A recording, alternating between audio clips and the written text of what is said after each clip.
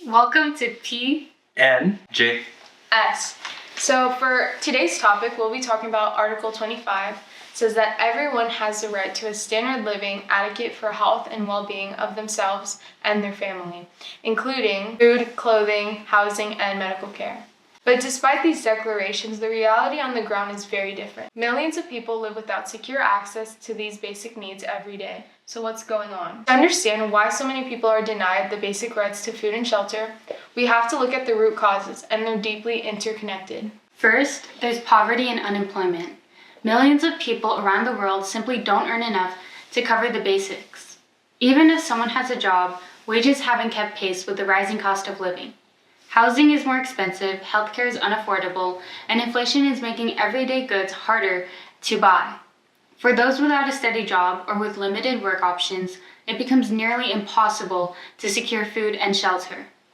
Then, there's the impact of health issues and disabilities. Chronic illness and disabilities prevent people from working or earning a living, often pushing them into deeper financial hardship. And medical bills or the cost of care can eat away at any savings they might have. This all gets compounded by the rising cost of living.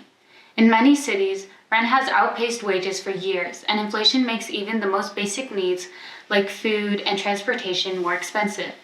The result? Too many people are being forced to choose between paying rent, buying food, or getting medical care. These factors create a system where food and shelter are out of reach for millions, not because there isn't enough to go around, but because we've created systems that tie basic privileges to the few. They are human rights that belong to everyone. I feel like this topic needs to be discussed more often, especially on podcasts or on bigger platforms to spread awareness and stuff. So, yeah. What is food insecurity? So, food insecurity is when people don't have consistent access to enough nutritious foods, and this can be due to various reasons like low income, high food prices, or living impoverished where healthy food options are really scarce. Exactly. When people are food insecure, they often have to rely on cheaper, less nutritious food, which often leads to malnutrition. Malnutrition can weaken the immune system, making individuals more susceptible to illnesses. And it doesn't even stop there.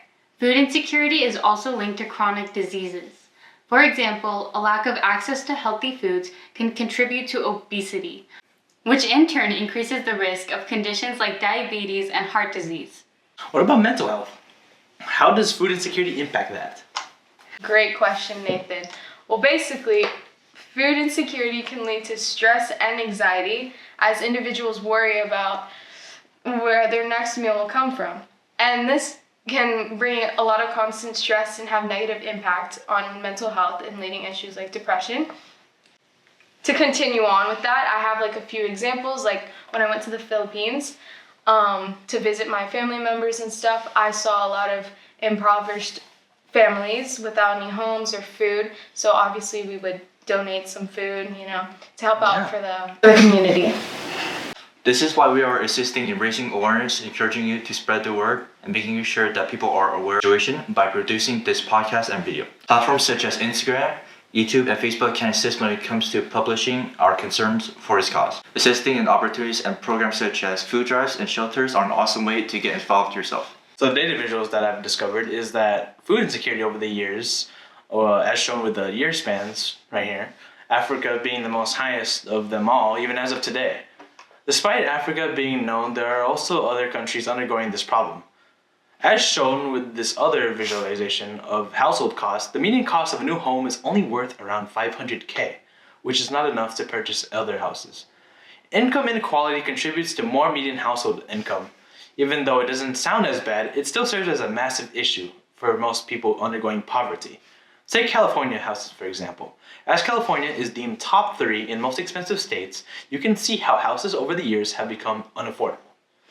In accordance with the previous visualization, this just shows how many people are experiencing homelessness in California. Reason to this is because of limited housing, which is because of the price spiking up, and the high demand from a large population, as well as taxes. Thanks for tuning in to PNJS. Tune in next time where we'll discuss other human rights.